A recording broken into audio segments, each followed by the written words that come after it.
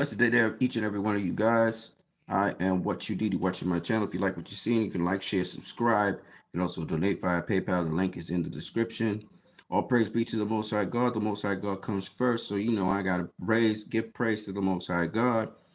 This stream is brought to you by LIVE products. Live now, we're live now. The drink products that you see in front of you that are available in the Trinidad and Tobago area. If you're in Trinidad, you can place your order. Are the following: sorrel, orange, fruit punch, grapefruit, morby, and I also have lime as drinks. You also have cleaning products. The cleaning products are disinfectant soap, also known as all-purpose cleaner, liquid detergent, we have dishwashing liquid, and we have fabric softener.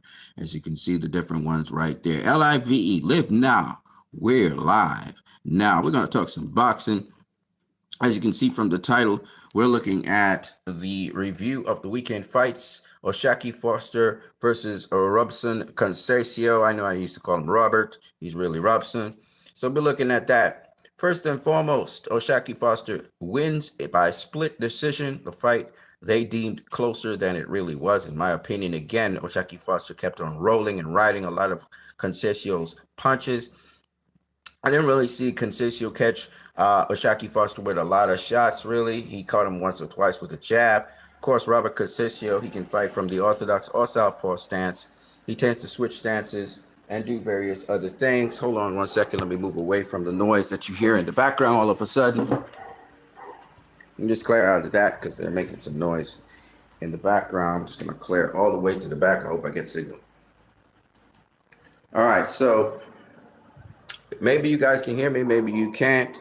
Don't forget you can like and just smash the like button. You can also donate via PayPal. Okay, so what we're saying about Oshaki Foster is that it was quite, to me, a clear win for him, a clear performance.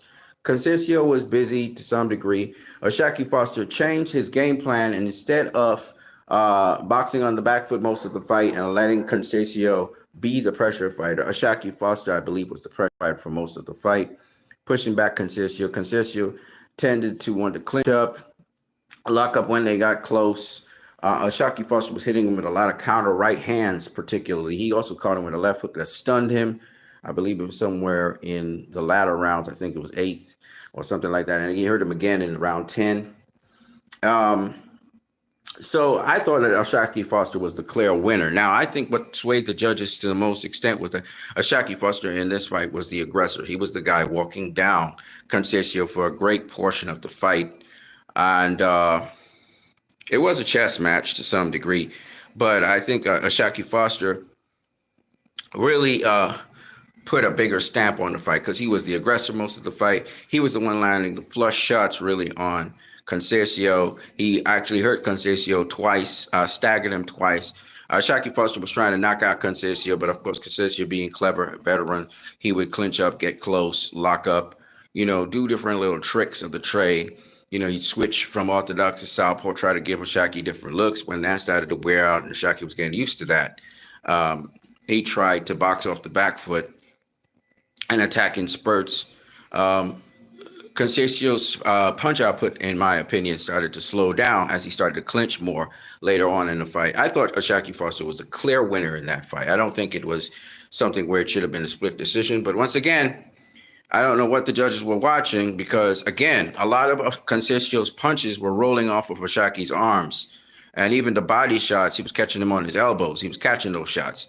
So I didn't think that Conceicao was very effective in the fight, and it proved because Oshaki had power. He was able to hurt Conceicao a number of times in the fight. If you look at Oshaki Foster's face, it's pretty clean, and his body's pretty clean, whereas Foster looked like he really got beat up.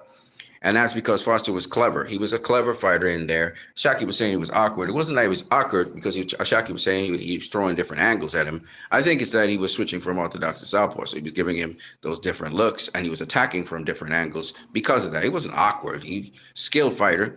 Conceicao is a very skilled fighter. But I got to say, the experiences that Conceicao had with Shakur Stevenson, I think, also helped Conceicao a lot because he had fought a fighter something like Oshaki Foster before. But still, Oshaki Foster's defense was really, really airtight in this fight. A lot of shots that Conceicao was throwing, they weren't landing on Oshaki Foster. And that's the thing that a lot of, I don't know if judges are seeing this or they don't know how to judge this stuff, but it's really bad when you have judges that can't see what's a real punch from a punch that's blocked.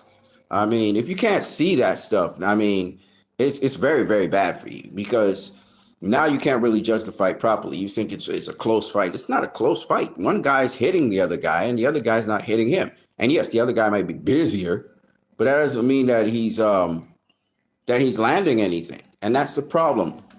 Boxing is based on clean, effective punching.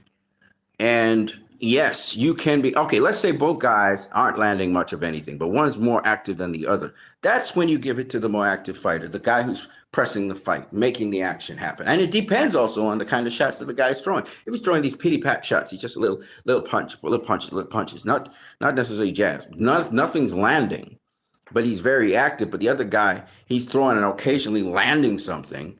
You still give it to the guy who's occasionally landing something. You know what I mean? Because boxing is all based on what you land, not really on what you throw, you know? So the only situation where I see somebody beating another guy, we say outwork or out hustle the other guy, is because you're more active than the other guy. You're throwing a lot of punches, way more punches than the other guy. The other guy's not throwing anything. Or the other guy is throwing, but he's just like you. He's just not as active as you, but he's not landing much of anything. That's where you actually can out hustle a guy. All right. So even if the guy's clean and effective in his punches, he's not throwing enough. You know, you're the guy initiating the fight. You're the guy making the fight. The other guy's not making the fight because he's not throwing much of anything. He's not throwing much of anything. You know, and when he does throw, he does land, but he's not throwing much of anything. Like Joshua Clottey versus Manny Pacquiao, for example. Okay. So I thought in this fight that Ashaki Foster won it hands down again, just like the first fight. I thought he clearly won the fight. But I think the judges keep on looking at Conceicao's punches and what he throws and think that a lot of the punches that he's throwing are landing when this is not even happening. Okay.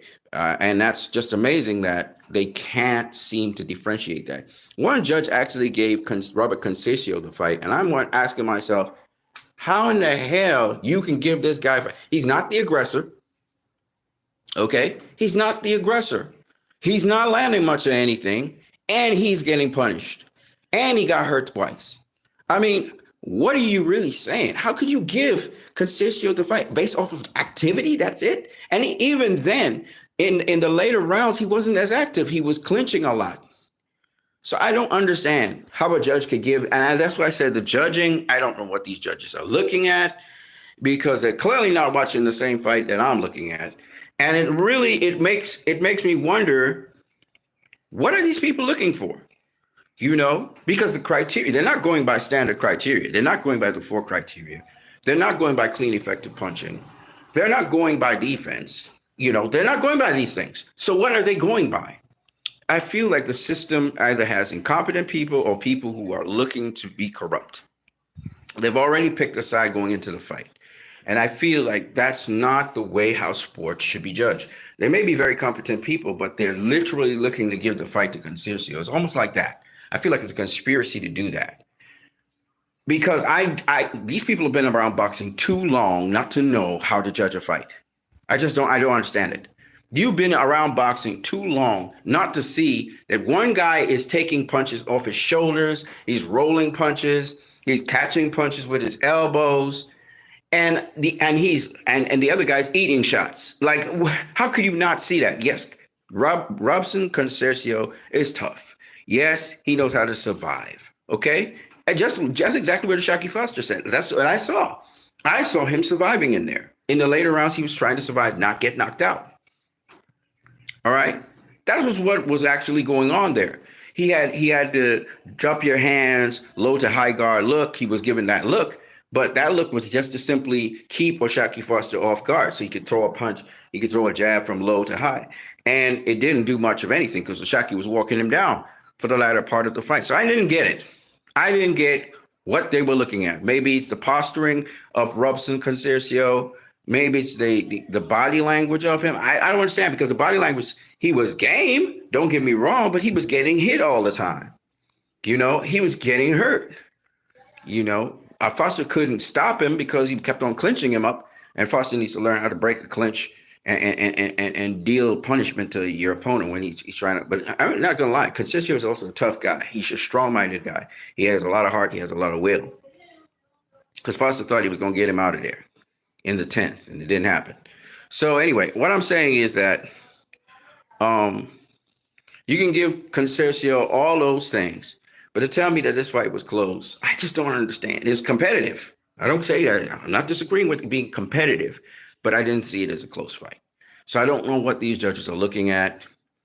I don't understand. Maybe they're judging it like how a casual fan would judge a fight, because it doesn't make any sense to me what they're doing. Right? They should be able to say, no, this guy's clearly beating this guy because he's not getting hit and the other guy's getting hit. He's the one landing the telling shots throughout the fight. Anyways, let's go to this other fight that happened, which has to do with Kid Oscar Schofield, and he faced Teller Giron. Okay, this fight, Kid Austin let his hands go. He let his hands go throughout the entire fight. I did see the knockdown in the 11th round. He said, Kid Austin is claiming that it was a rabbit punch. I don't think it was a rabbit punch at all. He got caught behind the ear, but he got put down. And I think he got put down mainly because he was trying to be as offensively minded as possible. But anytime he got careless, Giron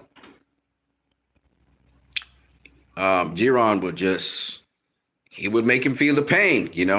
He hurt him in an exchange on the inside because he was letting his hands go, but he wasn't technically staying. He was taking more risk. Let's put it that way. He was taking a lot more risk. And Giron's a guy you can't do that with him. He's very dangerous when it comes to that. He's put to sleep some guys. He got good power and everything. So some learning lessons for the young Kid Austin who's on the come up. He's 22 years old. Some learning lessons for him. Of course, people say, well, he's calling out Shakur Stevenson. He's calling him out. He's calling him out. He's calling him out. I'm like, don't worry about that. He ain't going to get Shakur next. Shakur can say whatever he wants. Shakur could even say, oh, yeah, I'll take him. But trust me, he don't want Shakur right now, okay? And it's not because he doesn't have skills and abilities. He wouldn't fight a much more sensible fight and all of that. Because Kid Austin can switch hit, and he's a good little fighter. He's a good little fighter, but he lacks a lot of experience. The experience gap between him and Shakur is enormous. Shakur is actually obviously Shakur is a well-accomplished, seasoned veteran boxer, and he's still very young at the same time. So he has all his power and everything. And for those people saying, oh, Shakur, and I heard Kid Austin say the same thing, Shakur can't hurt him. Shakur doesn't have the power like, and Giron. Let me say something to this. Mr. Stevenson has very good power, okay? He's got good, solid power. And if you look at Shakur's much bigger than when he came to the division of lightweight, okay? So if you go sleeping on Shakur's power, he will knock you down like he did Oscar Valdez. Okay? Shakur has power. Okay? And anybody who thinks Shakur is just pillow-fisted guy, just like Devin Haney has power. All right? Devin Haney put down Regis Brogan. Regis Brogan went in there saying Devin Haney, he just punched like a pillow-fisted guy. And what did Devin Haney do to him? He dropped him. He hurt him. He stunned him 2 times in the fight. Okay? Devin Haney has power. Jack Catterall has power, and Shakur Stevenson has power. Okay? And when they catch you in, because they're pinpoint accurate fighters, when they catch you, they'll put you down if you go in there thinking that they don't have power. So when Kid Austin started saying, oh, this guy don't have no power, Shakur don't have no power. Okay. Right? Thank God you're not going to face him next. Golden Boy won't allow you to do that. Your father won't allow you to do that. He's not going to just put you in there with Shakur. Shakur would dice him up and slice him up, okay? He would have him for breakfast, lunch, and dinner because he's food for Shakur, okay? He's a little come-up guy. That's not fair. It's wrong. It would be a criminal act to put him in there with Shakur, okay? All right, for all those people who talk Choco is boring and say, oh, he would not look boring in that fight. He would dice up that boy so bad. All right. And what people don't understand about boxing is just because you don't have that one punch hitter quitter power, don't mean you can't punish a guy so severely that they never fight again. See, I prefer to see a boxer get his lights knocked out by another boxer with one punch than to go 12 rounds with a boxer taking punishment every single round. And that's what a lot of you guys don't understand. The debilitating illnesses that boxers get are from accumulation of punishment. If you get knocked out, with one punch, okay, your whole system got jarred, you lights out, whatever. But it's better for you to get that than to be punished. I was thinking of Superil Mateus versus Dadashev. Mateus, of course, killing Dadashev, right? Was it Superil Mateus? I believe so. All right. Dadashev didn't die because Mateus knocked him out with one punch. In fact, Dadashev made it to the end of the fight.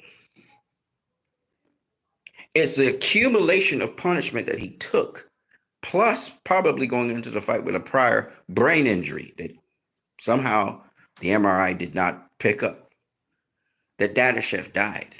If you look at a lot of fights where boxers die in them, usually, I mean, you have the exceptions, right? Where a guy gets knocked out and he just never gets back up, right, from being knocked out. But usually those fights where a guy gets knocked out, it was an accumulation of punishment why that fighter died, okay? So again, this is counterintuitive for most boxers out there, or boxing fans out there, and casual fans. While you guys like knockouts, which are actually safer, in my opinion, than some guy beating on you for 12 rounds and you ain't going nowhere. You're not getting knocked out. You're getting hurt a lot, but you're not getting knocked out. And that injury, the accumulation of punishment, it could mess you up.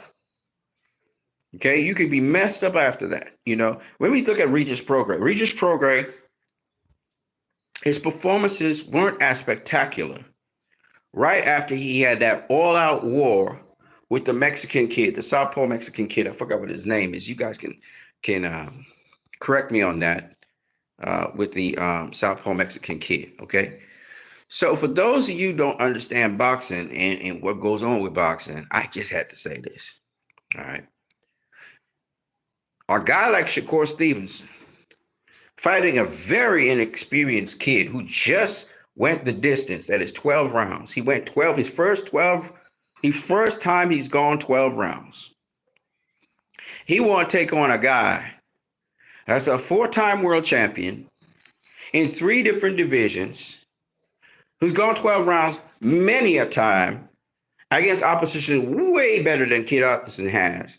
You're talking about a fight that might not even go the distance, okay? One of the best pound-for-pound fighters in the world is Shakur Stevenson. And y'all don't understand what y'all be watching when you see Shakur handle guys, okay? There's a reason why they don't walk through him. There's a reason why he disciplines them like that. It's because he punches so sharp. And y'all don't know what sharp means. So a lot of y'all will be like, power, power, power. Power is cool, but if you're not sharp with your power, okay? I prefer to get hit with somebody who has power, but is not sharp with their power. Won't zap you, okay? Nobody likes getting hit with a sharp shot. Nobody. It's an instant deterrent. Sharp shots I'm talking about. And Shakur Stevenson is a very razor sharp fighter. He's very, very sharp. You make one mistake and he will capitalize on that, okay? So Kid Austin is not there. He's not at that level where he can deal with a Shakur. Now, having said that, his father is absolutely correct to ask for the very best fighter out there. You have to aspire high. So I don't expect Kid Austin and his father not to call out Shakur Stevenson, not to call out Gervonta Tank Davis, not to call out the very best, Lomachenko, and whoever else, Navarrete, the winner of Navarrete and Valdez. I don't expect him not to call these guys out, okay? He's supposed to. Okay. But he has still a lot of development to do, and we don't expect Shakur to face him. I hear Shakur obliging Kid Austin. That's cute, but that's not where Shakur's on a whole other level. He's in the level of the Tanks and the levels of the Lomachenkos. He's up there. He's a world champion. They are world champions, you know. So, you know, a number one contender, maybe he would fight, you know, defend his title, which again, Kid Austin is nowhere near there. Is he in the top 10 of anything? Maybe he's in the top 10 of the WB. What does Shakur have? The WBC? Maybe he's on the bottom end of the top 10 of WBC, if at all. So, you know, this kid, he's calling out Shakur. He's calling him out. He's supposed to do that. He's on the come up. So you're supposed to call out the very best. You're not, you know, you're not trying to shoot below that, right? So that's what I've got for you guys when it comes to Kid Austin, who Floyd Schofield, you know, is coming along pretty good, and we're going to see how he does as the future continues with him. You know, he's a good little fighter. Don't get me wrong, and we just have to see. We just have to see how his development happens. He has some tweaking and some work to do when he goes back to the drawing board, having seen what happened in that fight. His dad is, of course, pushing and promoting him. You have Kid Schofield's father. You have Devin Haney's father, Bill Haney. You had Sean Porter's father, Kenny Porter, right? You had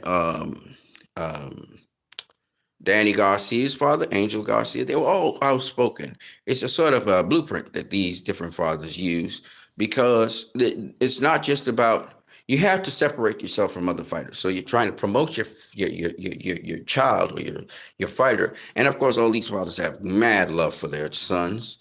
They love their children a lot because they, you know, literally coached and trained them from the scrap, and then they give somebody else the baton to train their sons, or some of them still train their sons. So this is not something surprising that the father would say these things. And people say, you know, that Floyd Schofield's father is talking outlandish. He's not humble. And no, he's humble. They're all humble, but they're trying to make deals to try and get big fights, and nothing's wrong with that.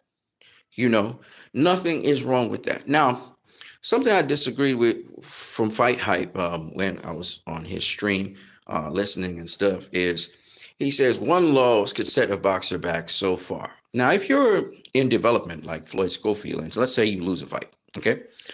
It doesn't really set you back that far. It depends, of course, how you lose that fight. Take, for instance, we just saw O'Shaquie Foster lose a fight to Robinson Conceicao, okay? He was world champion. He was robbed, but the point is he lost. Did it set him back? No, did not set him back. It didn't make him less of a fighter. It's how you lose. If you lose because judges rob you on the scorecard, it doesn't set back your career. You know how let me tell you what could be devastating, that could devastate a fighter's career.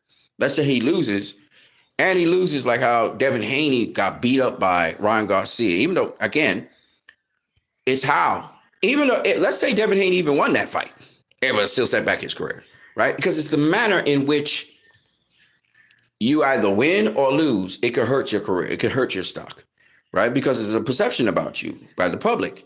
So if the public's perception of you changes in the negative, that's how your career can get devalued. Like Devin Haney's career is devalued because of a fight that's disqualified, a fight that happened in which he allowed himself to go in with many disadvantages to himself that he could have avoided. So, like, for example, Ryan Garcia coming in 3.5 pounds overweight. Devin Haney should have never agreed to that. Never. All right? Never should have agreed to that. That should have been a red flag right there. Why are you letting a guy come in? And yes, Andre Ward did it with Paul Smith, right? But Paul Smith's big, lumbering, you know, he's slow, he's sluggish. You don't want to do that with somebody like a Ryan Garcia. You don't want to do that with a Manny Pacquiao. Have Manny Pacquiao come in at 3.5 pounds overweight. You don't want to do that with a high-level fighter like that. Okay? So, Devin Haney, hopefully he's learned his lesson, because Ryan not only came in overweight, but he was using PEDs. And the reason he came in overweight was because he was using PEDs. Because he was using PEDs, he built a lot more muscle mass. Because he was using PEDs, he got stronger. And they're talking about, I listened to Eddie, what's his name? Eddie Hearn. Eddie Hearn trying to make excuses for Ryan that, on the night or whatever, or the night before, some guy named Scooter was giving him some. Listen, that's bullshit. Ryan Garcia had been microdosing PEDs for a long time. And no matter what Scooter gives him, you will not be 60 times the normal level in your fatty tissue. That had to have built up over time in your fatty tissue. So I don't buy that bullshit. Anybody who knows about anything about doping knows that stuff built up in your fatty tissue, that stayed there because that was accumulating over time. And it got released when he was trying to lose weight. Okay? So Ryan Garcia, and this is not something that people don't know, And with respect to Timothy Bradley talking nonsense about how he fought guys who was juicing and so on. Well, if that's the case, you fought Manny Pacquiao. You fought Manny Pacquiao 3 times. And you couldn't block the left hand. They say, oh, he should keep the left hand up. You couldn't block his left hand. You know why? It wasn't just that Manny Pacquiao was good. We all know why. Manny Pacquiao did not take random blood and urine testing all the time in his career. And in the second fight with Timothy Bradley, we are not even clear that he took VADA testing. We know Bradley took VADA testing, but did Pacquiao take VADA testing? In his other fight with Bradley again, we don't know if he took VADA testing. My point being this. People who have supernatural abilities, you have to ask yourself the question, like Roy Jones Jr., he had super quickness and so on. You have to ask yourself the question, where are these guys getting this unnatural ability from? Because it could be that they're taking something. Okay? And just because they didn't get caught doesn't mean they're not taking something. Boxing's a very dirty sport. And we know for a fact that Ryan Garcia was using ostrazine because it was found in the system. How long he'd been using that ostrazine, we do not know. Okay? So, and Paulie Malignaggi, he went into this, of course. Another person who knows about these things is Chris Algieri, who's a nutritionist. It's his duty to know these things. So these people have already outed that, not to mention Victor Conte, not to mention the New York State Athletic Commission that also found ostrazine in Ryan Garcia's system, not just VADA. So the guy's a cheater. He's built his career off of cheating, and it seems as though, according to Paulie Malignaggi, he was doping, and you could see the difference in his body as well. He was doping since back in the day when he fought Duna. I believe it was Duna or whatever his name is. All right. Since way back then, he'd been doping. He wasn't always doping. Okay, let's go into something else here. So the other fight that we should be talking about here is Raymond Muratalla versus Jesus. Hold on, I'm gonna tell you what his name is. Jesus Campos. Now, I mean, Jesus Campos has never been stopped before. He was considered, a very tough guy, and Muratalla basically stopped him in the second round. Okay, put him down twice, and he stopped him in the second round. And Muratalla has proven to be a very good fighter. I think his win over Tevin Farmer, and Tevin Farmer really did box well, but Muratalla did come down the stretch. He did hurt Tevin Farmer a couple of times, and that's why Muratalla won that fight. And Muratalla's just showing he could fight defensive fighters like Tevin Farmer. I mean, Tevin Farmer is quite old. Hadn't fought in a fight in a while. But Muratalla still looked really good against Tevin Farmer. And I thought he won the fight against Tevin Farmer, even though Tevin Farmer did some great work in there as well. But the point is, Muratalla is showing us that he is that dude. He has reached that level where he needs to be tested with he's in the contender status and he needs to be tested now. He needs to face one of the champions. And so we're looking forward to seeing what Raymond does. Of course, Robert Garcia is a great trainer, and I really want to see how this guy develops and shapes. He's a good, solid fighter. He's a good, solid fighter. So we're looking forward to seeing more from him. And I don't really have much more to say about that. Um, Abraham Nova. I thought Abraham Nova beat Humberto Galindo. I thought he beat him. But apparently they gave Galindo a draw. They gave Nova a draw. This is how boxing is. Sometimes you wonder what these judges be watching. You know what I'm saying? What are they watching? But anyway, that's what I got for you guys. I am what you need. Blessings to everybody. I just wanted to do this stream before I got out of here and go and do a delivery. You guys have a good one. Don't forget you can, again, like, share, and subscribe, as well as donate via PayPal. The link is in the description. And also, if you're in the Trinidad and Tobago area, you can buy LIVE products. Live now. We're live now. Peace to you guys. I'm out.